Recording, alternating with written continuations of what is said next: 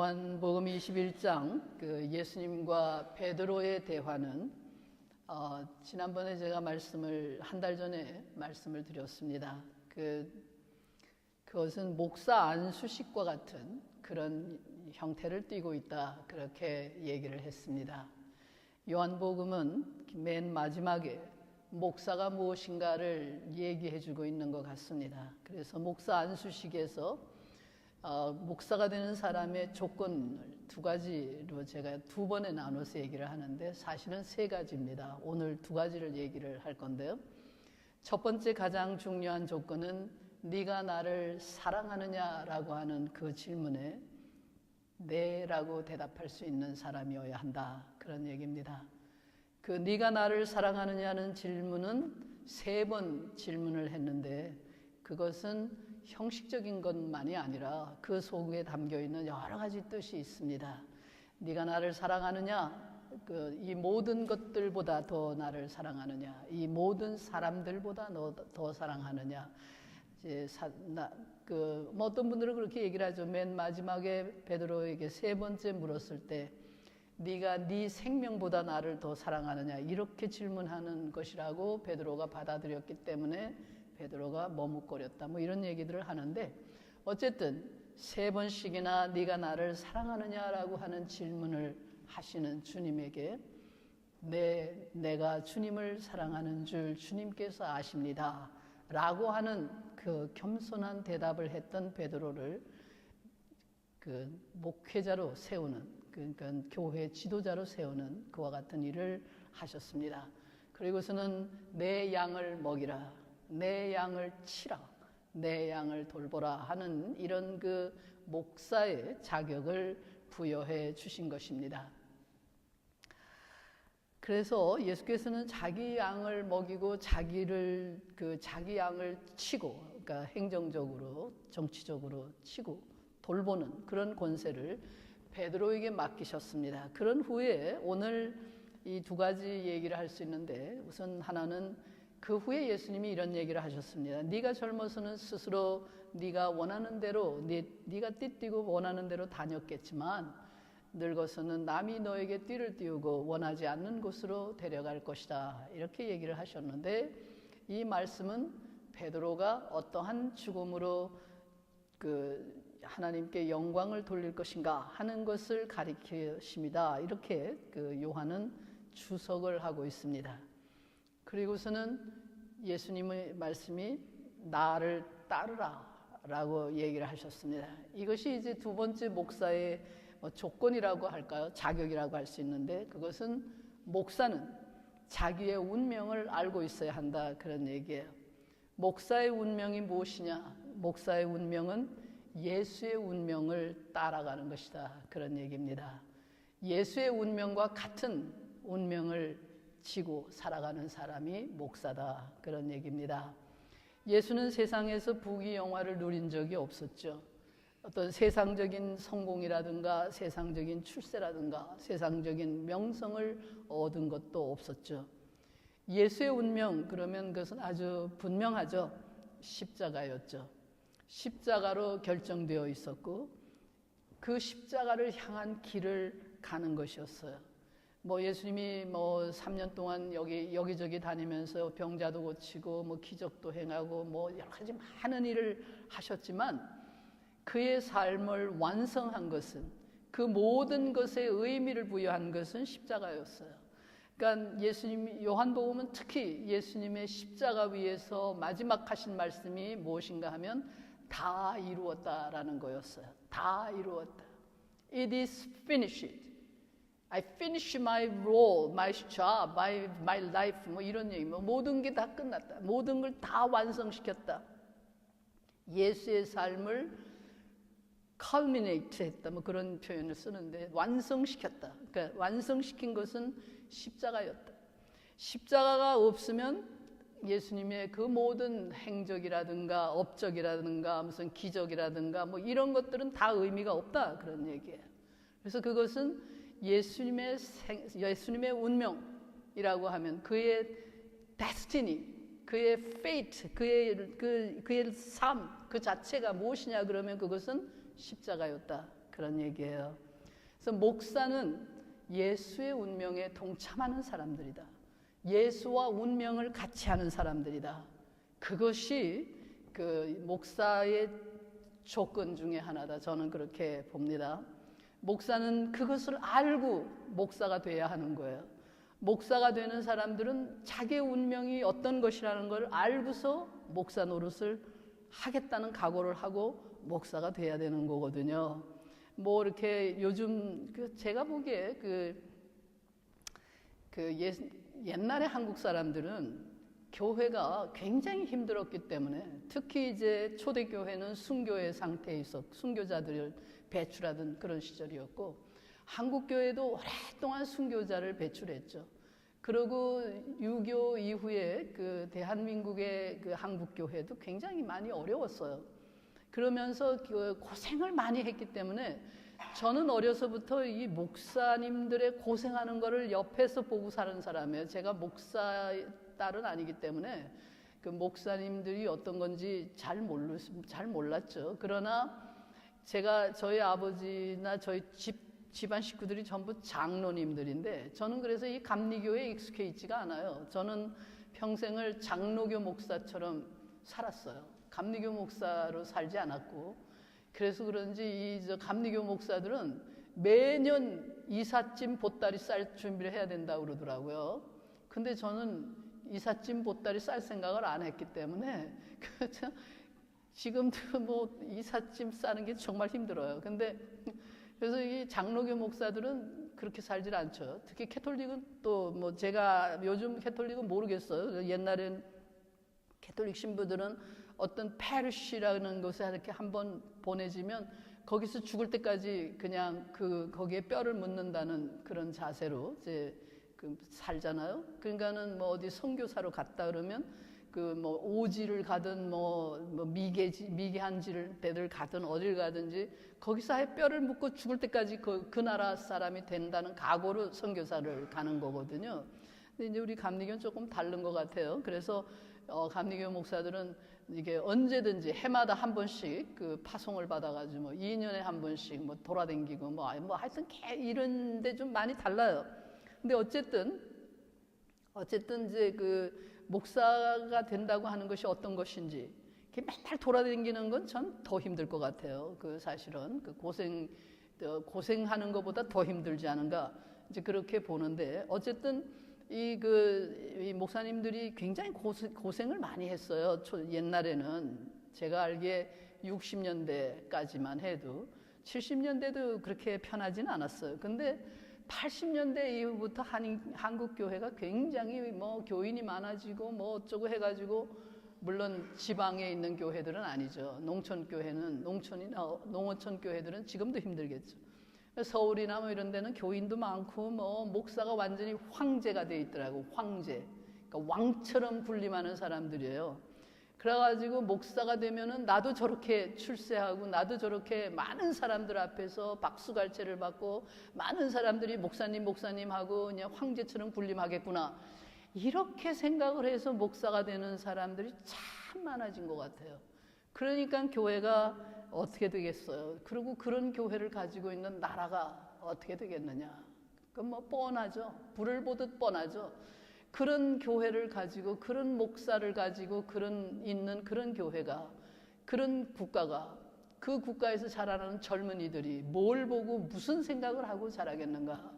오늘의 한국 사회가 바로 그런 것들의 그런 교회의 그런 타락이죠. 사실 그 교회가 이미 아니에요.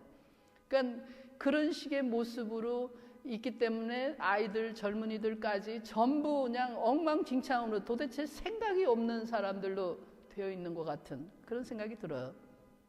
근데 그래서 옛날에 저 같은 경우는 그 목사님들의 그 비참하게 그 고생하는 모습을 봤어요. 맨날 장로님들한테 시달리고 교회에서 그냥 뭐 정말 치사하게 특히 뭐 여자들은 교회 전도사들이었는데 여전도사들에게는 사례비라는 게 따로 없어요. 뭐 성미라고 그래가지고 그 집집마다 이렇게 밥 먹을 때 뭐 이렇게 그 밥할 때 쌀 한 숟갈씩 이렇게 퍼가지고 가지고 오면 그거를 갖다가 그 사렙이라고 전도사님을 드려요. 그걸로 살았어요. 그게는 내가 여자잖아요. 그런데다가 나는 교회 없이는 살 수 없는 사람인데 내 교회에서 월급 받고 사는 일은 절대 안 한다. 이게 그건 정말 치사한 일이기 때문에 안 한다. 이랬던 사람이거든요, 사실은. 그렇게 우리는 그 어린 시절에 제가 보아온 교회의 그 목사님들이나 전도사님들은 생활 자체가 그저 십자가를 지고 가는 그런 생활이었어요. 그런데 사람들이 요즘은 그렇지 않은 그런 거 아주 화려한 목사의 생활을 꿈꾸는 것 같아요. 사실은 미국에서 미국에서 그 안식년이라는 게 있잖아요. 그 사람들이 안식년이라고 뭐 교수들, 뭐 한국도 뭐 교수들이 안식년이라고 뭐 이렇게 몇 년 만에 쉬고 뭐 댕기고 그 안식년이 제일 먼저 어디서 나왔는가 하면 미국 교회에서 나온 거예요. 미국의 교회들이 왕성했을 때, 그러니까 목사님들에게 안식년을 줬어요. 그래서 목사님들이 안식년을 쉬게 하고 대접해주고 이런 그 미국 교회 전통이 있죠. 그러니까 한국하고 미국하고는 또 좀 달라요. 한국은 기독교 국가가 아니에요. 전통이 없어요. 근데 미국은 이제 기독교 전통에 있었기 때문에 뭐 어쩌면 그런 것들이 거의 당연하게 받아들여졌는지도 모르겠어요. 어쨌든 이런 그 고생하고 그 예수의 십자가의 뒤를 따라간다라고 하는 것이 일반 오늘의 교회 안에서 완전히 퇴색돼 버리고 무색해져 버렸어요. 그래서 목사가 된다고 하는 조건을 뭐 쓸데없는 것들을 많이 나열을 하죠. 근데 그 다 필요 없는 조건들이에요. 뭐 어느 대학을 나왔느냐, 뭐 얼마 몇 년간 뭐 했느냐,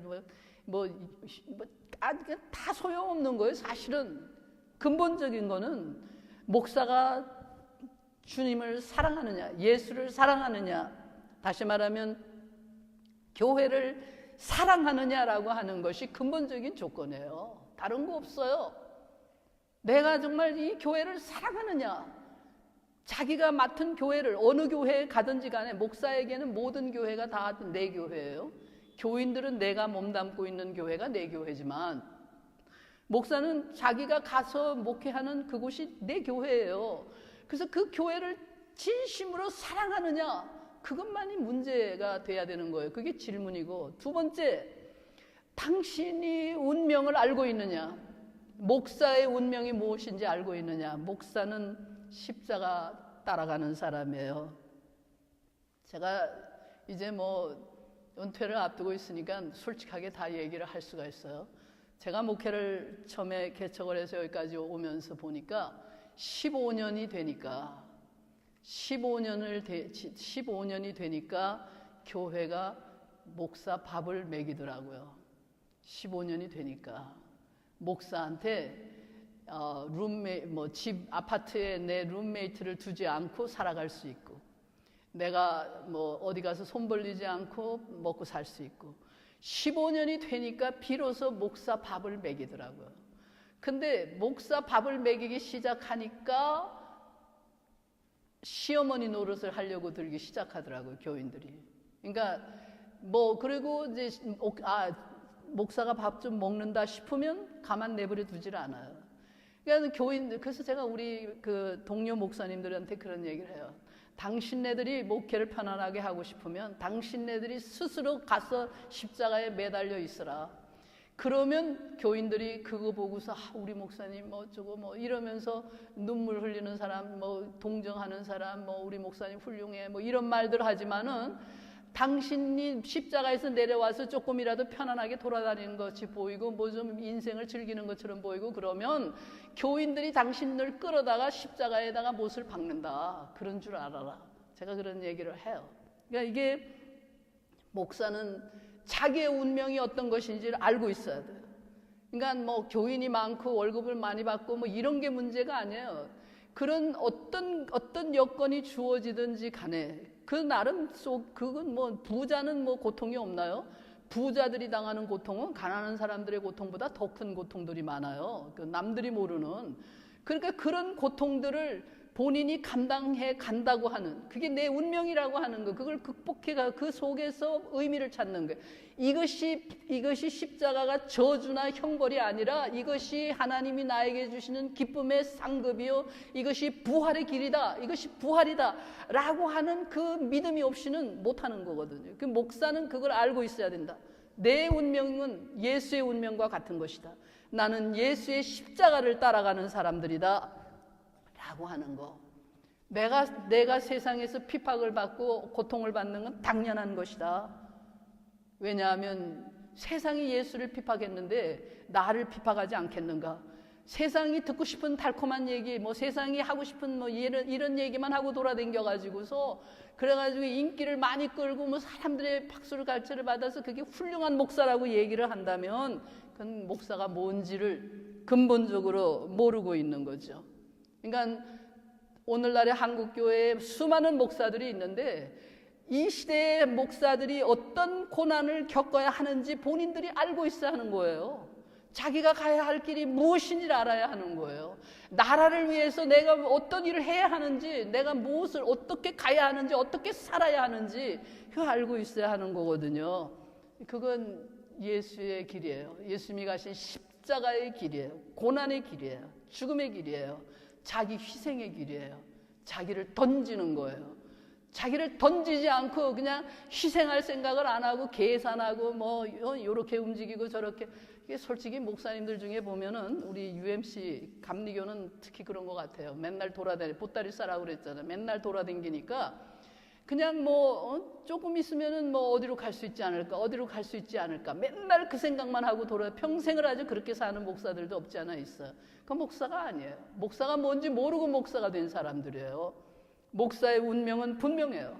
그래서 십자가를 지는 거예요. 예수의 길을 따라가는 거예요. 나를 따르라라고 예수님이 얘기하셨어요. 나를 따르라. 제가 옛날에 이런 적이 있었어요. 아주 초창기에 개척교회를 하던 시절에 만났던 어떤 미국 교회를 목회하는 목사님이 있었어요.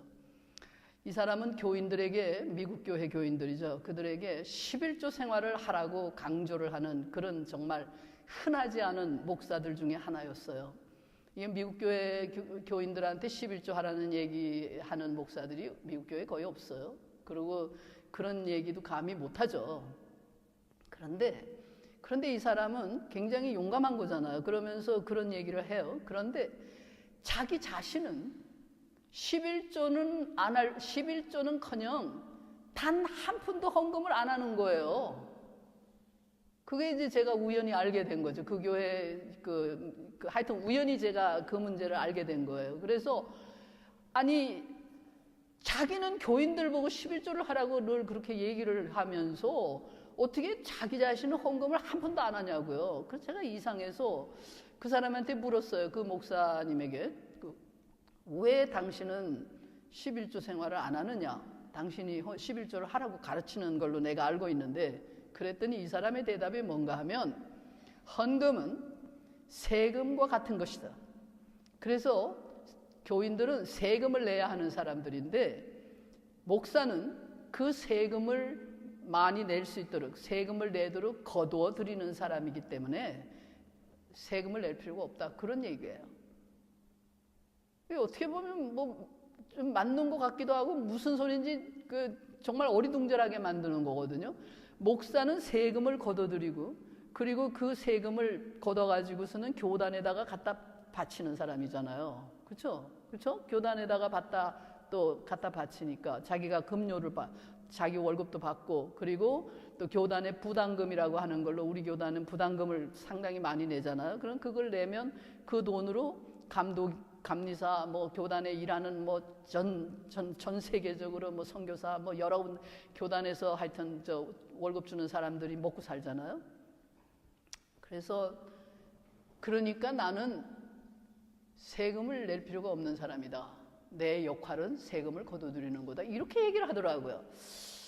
이 사람의 말이 우리 교단의 그 상황에서 볼 적에 상당히 일리가 있는 것 같이도 들려요. 그래서 좀 어리둥절하면서도 이게 도대체 말이 되나?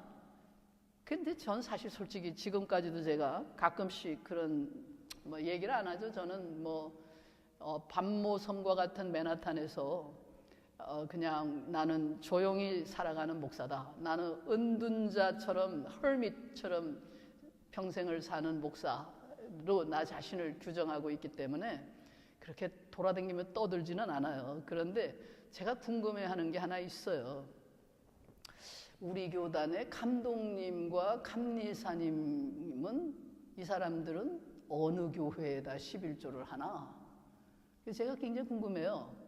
왜냐하면은 예를 들면 감리사님들 같은 경우에 어느 교회에 출석을 못할 거거든요. 한 교회도. 만약에 감리사가 매주일 와서 앉아 있으면은 굉장히 불편할 거 아니에요, 목사님이? 그러니까는 감리사님들이 어느 한 교회에 계속 출석한다는 게 그렇게 쉽지 않을 것 같아요. 모르겠어요. 거기다 계속 11조를 보내고 있는지. 저는 이런 얘기를 한 적이 있어요.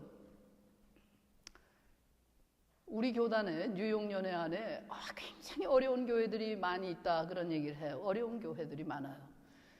그 전에 감독님, 지금 돌아가신 감독님인데 그분이 그런 얘기를 하더라고요. 지금 현재 뉴욕연회 안에 40여 개 교회가 교회 지붕 수리를 못해서 그러니까 비가 오면 물이 새고 이래가지고 교회를 닫아야 할 형편이 돼 있다. 그런 얘기를 하신 적이 있어요. 제가 그 얘기를 들으면서 그전에 내가 혼자 그런 생각을 이제 한 거죠. 내가 만약 감독이라면 나 같으면 이럴 것 같아요. 11조를 모아서 나와 감리사들 그리고 교단 안에 일하는 평신도로 일하는 사람들에게는 그런 짐을 지울 필요가 없지만 목사들 많아요. 한 몇십 명 되는데 최소한 10명은 넘을 거 아니에요. 이 사람들의 그 11조만 다 모아도 굉장히 많을 것 같아요. 그러니까 이 사람들이 1년에 받는 연봉이 목사들보다 감리사가 보통 2배를 받거든요. 그런데 감독님은 4배를 받을 거예요, 아마 목사들보다.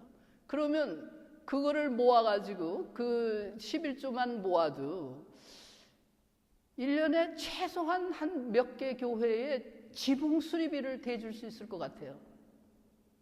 그렇잖아요? 한 5만 불만 모아가지고 지붕 수리비를 보내주고 5만 불까지도 필요 없어요. 지붕 수리비 그렇게 많이 안 들어요.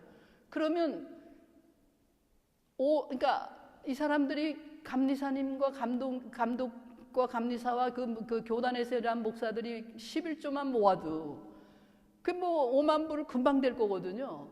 그러면 그거를 가지고서 어떤 한 교회에 이렇게 죽어가는 교회, 경제적인 이유 때문에 어려운 교회, 건물 때문에 어렵다 그러면 그 보내주고 만약에 그렇게 한다 그러면 아마 우리 교단이 확 달라질 거예요. 분위기가 확 달라질 거고 목사들도 바뀔 거고 교인들도 바뀔 거고 완전 너무 감동을 할 거 아니에요? 너무 고맙다고 생각하지 않겠어요? 아 이게 교회로구나 이렇게 될 거 아니에요?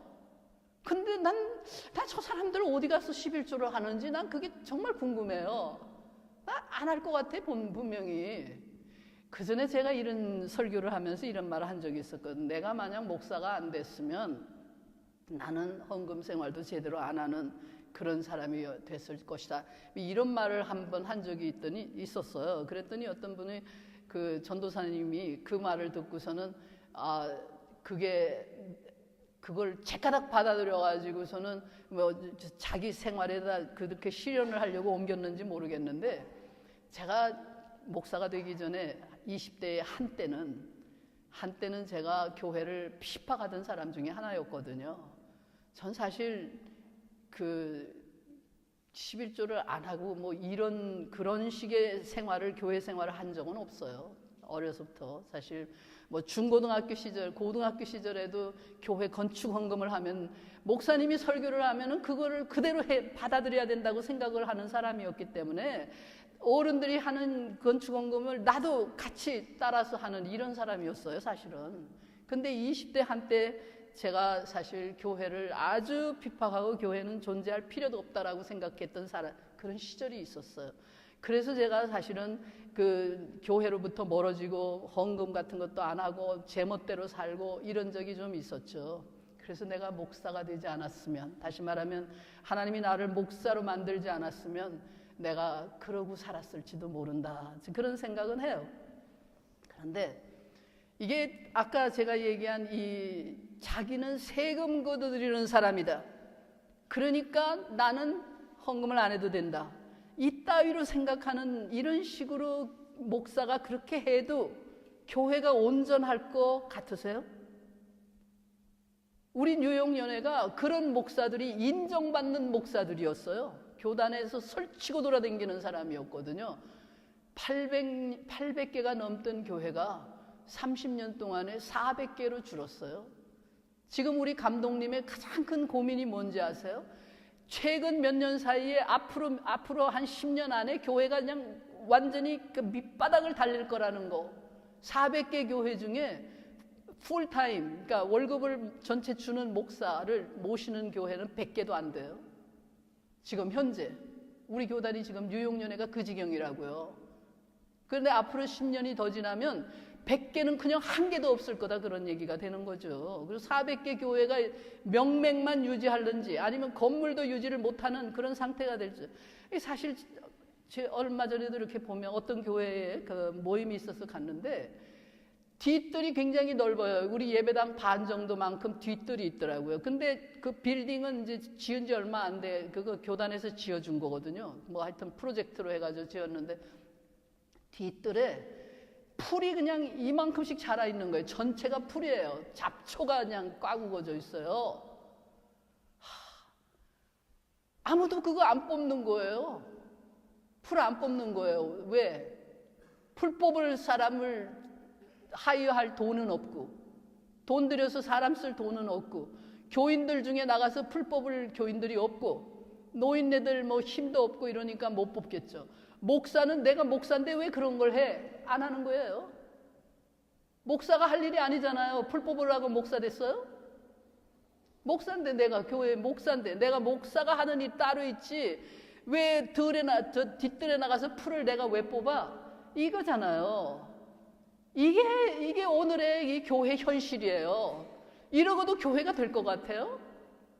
교회 그렇게 되는 게 아니에요. 국가는 혹시 그렇게 되죠. 국가는 뭐 북한의 김정은이 같은 경우에 무슨 자기 국민 백성들은 그냥 굶어 죽어가고 있는데 뭐 정말 옥수수나 겨우 먹고 옥수수 감자 먹는데 무슨 뭐 남한에서 무슨 뭐 누가 왔다고 해가지고 뭐 상어 지느러미에다가 무슨 뭐 캐비어에 뭐 진수성찬을 그거 창피한 줄 알아야 되는데 그걸 창피한 줄 모르잖아요.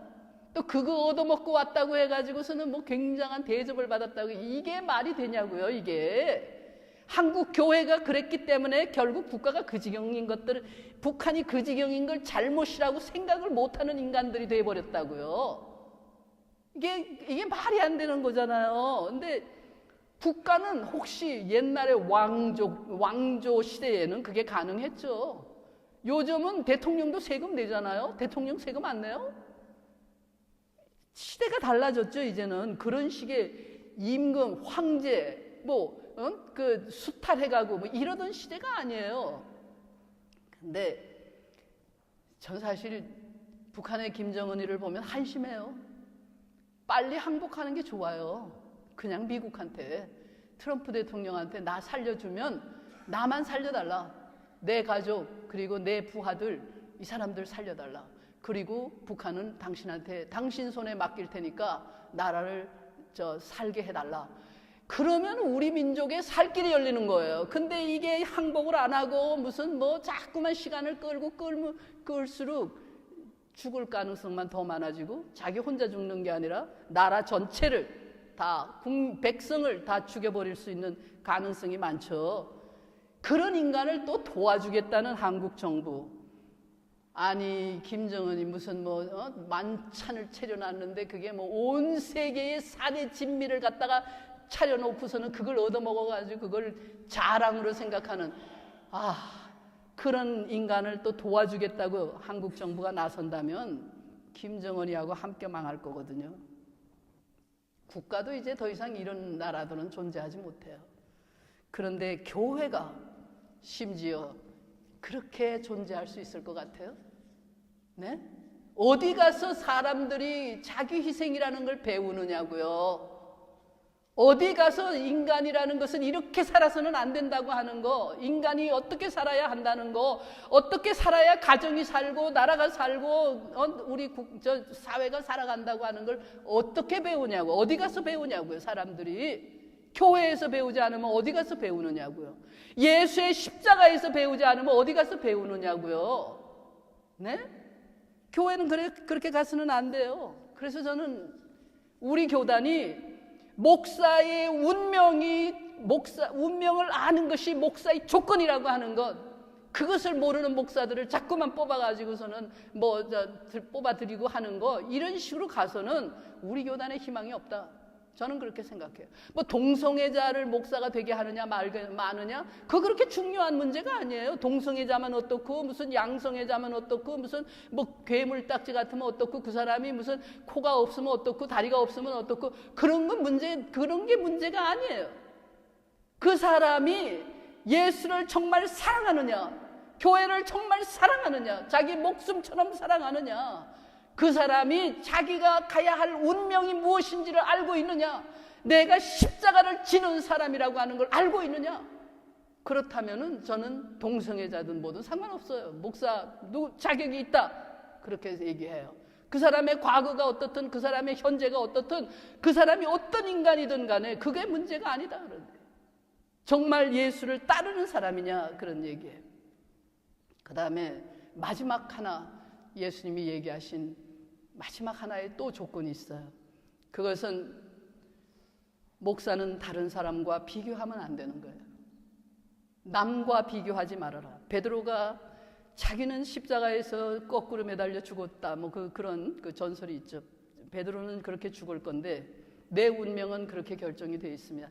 그러면 주님, 저 사람은 어떻게 되겠습니까? 요한을 가리켜 얘기한 거죠. 저 사람은 어떻게 되겠습니까? 남은 이렇게 가는데 저 사람도 나처럼 그렇게 가야 되지 않겠습니까? 그런 얘기겠죠. 그때 예수님이 얘기하죠. 저 사람을 내가 올 때까지 그대로 머물게 하더라도, 살려둘지라도 너는 너와는 상관이 없다. 다른 사람이 어떠냐에 대해서 관심 갖지 말아라, 그런 얘기예요. 너는 네 길을 가라, 그런 얘기예요. 다른 사람은 너보다 편안할 수가 있어요. 다른 사람은 너보다 훨씬 좋은 조건에서 살아갈 수가 있어요. 너는 고생했지만 저 사람 고생 안 할 수 있어요. 그것은 각자 자기에게 맡겨진 일이 있을 뿐이에요. 하나님이 이 사람은 이렇게 쓰고 한 사람은 저렇게 쓰는 거예요. 하나님의 집에는 많은 그릇이 있어요. 어떤 그릇은 귀하게 사용돼요. 어떤 그릇은 천하게 사용되고 있어요. 그러나 그것을 나는 왜 이러냐고 불평하고 그래서는 안 된다, 그런 얘기예요. 각자 자기의 길을 갈 뿐이다, 그런 얘기예요. 나는 이러한 방식으로 하나님께 영광을 돌리고, 베드로는 십자가에 거꾸로 달려 죽음으로써 하나님께 영광을 돌렸고, 요한은 그렇게 고생하지 않고 다른 형태로 하나님께 영광을 돌렸다, 그런 얘기예요. 제각기 다 다르다, 그런 얘기예요. 충성된 종이다라고 하는 말이 무슨 말이냐? 충성되다고 한다는 말은 성공적이었다는 말이 아니에요. successful이라는 말이 아니에요. faithful이라는 말은 얼마나 신실했느냐라는 거죠. 그게 충성이에요. 예수의 제자들은 얼마나 성공했느냐, 내가 얼마나 많은 업적을 남겼느냐, 이런 거에서 문제가 자기의 업적을 얘기하거나 자기가 잘했다 못했다 이런 평가를 받은 것이 아니다, 그런 얘기예요. 그가 얼마나 신실했느냐, 얼마나 페이스풀 했느냐, 얼마나 주님 앞에 충성되었느냐라는 얘기, 다시 말하면 얼마나 신실했느냐 라는 얘기예요. 그것이 문제일 뿐이다, 그런 얘기예요. 그 평가는 누가 하느냐? 그것은 주님이 하시는 거예요. 사람의 인정받으려고 목말라서 사람들이 나를 어떻게 생각해 줄 것인가, 여기 신경 쓸 필요 없어요. 인생 그런 거 아니에요. 아무 의미 없는 거예요. 남들이 뭐라고 하느냐가 그렇게 중요한 게 아니에요. 한국 사람들 유행에 굉장히 민감하죠. 남이 옷을 이렇게 입으면 나도 그렇게 입어야 되고, 그냥 그 유행을 못 따라가면은 안 되는 것 같아요. 그게 왜냐하면 이런 신앙이 없기 때문에 그런 거예요. 교회가 이런 신앙을 보여주지 못하기 때문에 그런 거예요. 교회가 교회로서 정말 제대로 된, 다시 말하면 목사가 큰 교회 목사든 작은 교회 목사든 그거 신경 쓸 필요 없는 거예요. 내가 뭐 내 교회 교인들 서너 명밖에 안 돼. 그렇지만은 뭐 수천 명, 수만 명 데리고 있는 목사 앞에서 난 똑같이 당당해야 하는 거예요. 뭐가 문제인 거예요? 뭐가 도대체? 교인 3명이 뭐가 문제예요? 네? 교인 3명밖에 없으니까 먹고 살기도 힘들고 더 많이 고생할 거 아니에요? 더 많이 고생하니까 하나님이 더 기뻐하실, 더 귀하게 여길 거 아니에요? 그러면 되는 거 아니에요? 그거에 대한 확신, 이게 없는 목사들이 맨날 줄줄줄줄 뭐 돈 많고 큰 교회 목사들 이제 꼬봉처럼 따라다니고 무슨 뭐 거기 가서 밥 얻어먹는 게 무슨 영광이에요? 뭐 그러고 돌아다니고 그런 목사들의 모습을, 그런 목사들이 하고 있는 그 교인들, 가르치고 설교하고 배우고 있는 그 교인들이 뭘 배우겠냐고요. 그런 것만 배우지. 그러니까 교인들도 똑같은 거예요. 교인들도 전부 다 그렇게 돼버리고, 교인들이 그러니까 일반 세상 사람들은 또 어디 가서 뭘 배우겠냐고. 그런 것만 보죠. 그래서는 안 되는 거예요. 그러니까 우리가 목사라고 하는 것이 그만큼 소중한 존재들이에요. 제가 이게 벌써 잊어버려가지고 이제 기억력도 나빠졌는데, 목사가 가는 곳에 교회가 가는 거예요. 교회가 가는 곳에 나라가 가는 거예요. 나라가 잘못됐다 그러면 30년 동안 그 교회가 교회가 그 사회, 그 나라의 교회가 어떤 모습으로 흘러갔는가를 보면 알아요. 목사들이 어떤 자세로 목회를 하고 있고 목사 노릇을 하고 있는가, 그거 보면 아는 거예요. 그만큼 소중한 존재들이에요. 목사가 별 볼 일 없는 존재들이지만 세상에서는, 그러나 그 목사의 조건을 제대로 갖추고 예수를 사랑한다라는 그 고백, 그리고 내 자신이 주님의 길을 따라간다, 십자가를 따라간다, 그리고 누구와 비교하지 않는다, 이런 길을 갈 때 교회가 제대로 된 길을 갈 거예요. 여러분이 교회의 지도자들이 된다고 했을 때, 뭐 목사만 그러고 교인은 안 해도 된다? 그게 아니에요. 그럼 뭐 내가 여러분들한테 설교할 필요가 없잖아요. 여러분들에게 이 얘기를 하는 이유가 여러분들이 그렇게 살아야 한다, 그런 얘기예요. 그 신앙으로 가야 한다. 새로 오는 목사님이 어떤 분이 어떤 목회를 어떻게 하실는지 저보다는 훨씬 나을 거라고 저는 생각해요. 우선 여자라는 약점이 없고, 나이 많아가지고 힘이 없어가지고 하지 못하는 일, 그런 거 다 잘 해낼 수 있을 거고 다 잘하실 거예요. 또 뭘 하실는지 몰라요. 그러나 목사님이 어떤 길을 간다고 했을 때 교인들이 따라가지도 않고, 교인들이 엉뚱한 생각 맨날 하고 앉았고 이러면 목사가 가고 싶어도 못 가요. 그러니까 여러분들이 제대로 된 정신을 똑바로 차리고, 여러분들이 교회를 사랑하고, 여러분들이 십자가의 길을 따라가고, 여러분들이 다른 교회, 다른 목사하고 비교하고 이런 거 하지 말고, 그리고 주어진 삶에 충성되게 가면 그 목사님도 여러분들과 함께, 여러분들보다 더 훌륭한, 더 앞장서서, 아직 젊으니까 제가 보기에는 더 많이 가능성이 많죠. 성장해 가실 것이고 함께.